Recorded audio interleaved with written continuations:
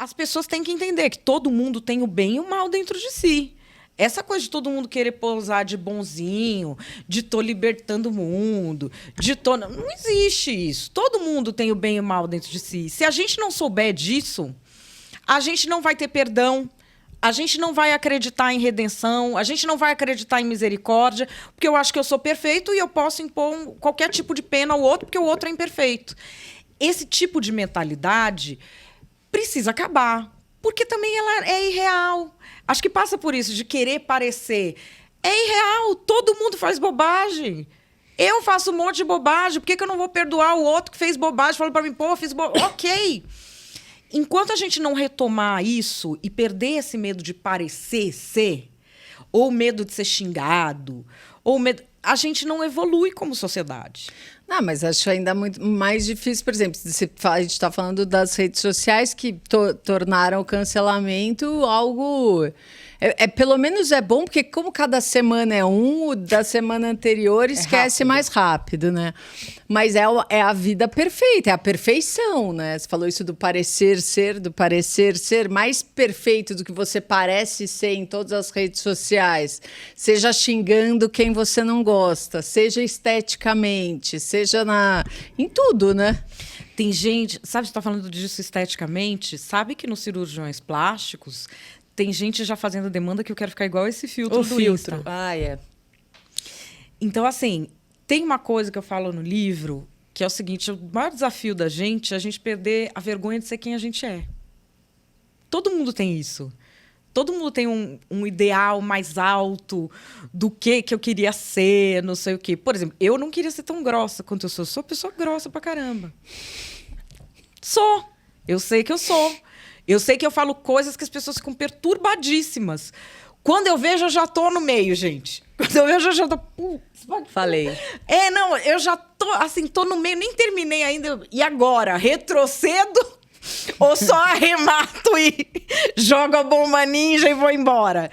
Eu sei que eu tenho esse problema.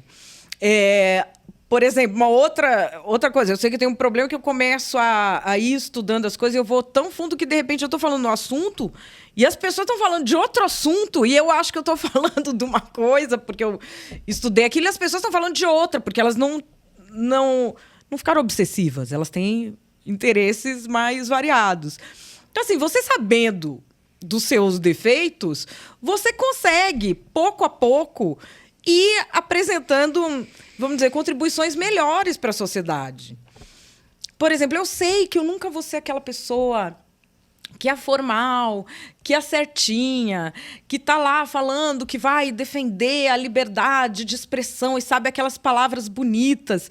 Eu tenho um amigo muito querido, advogado, André Marcília, que defende liberdade de expressão. Ele fala muito bem, ele sabe se colocar. Cara, eu sou a dos humoristas, entendeu? A minha linguagem é mais a do stand-up. Eu vou lá fazer um deboche, e eu queria ter essa... Não sou.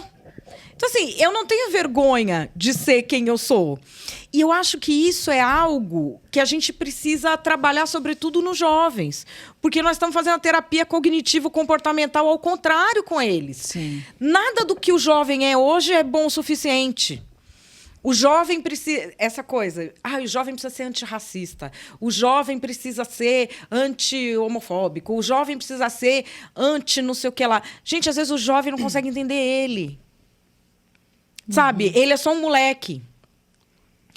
E, assim, essa coisa de querer levar a sério demais também vai ser uma coisa massacrante para esses jovens. Porque eles estão ali expostos, eles não são tudo aquilo, eles não são aquela militância. Eles são pessoas frágeis que estavam querendo acolhimento e receberam ordens do tipo: ou você repete isso aqui, ou você não é bom o suficiente para fazer parte desse grupo. E isso não pode existir, porque também... Alguns acabam caindo para o extremismo oposto, né? Essas coisas de atirador de escola. Estado Islâmico recrutou muito jovem ocidental que se sentia alijado.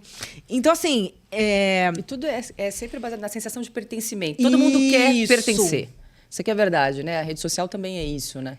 E, assim, até no livro tem uma entrevista...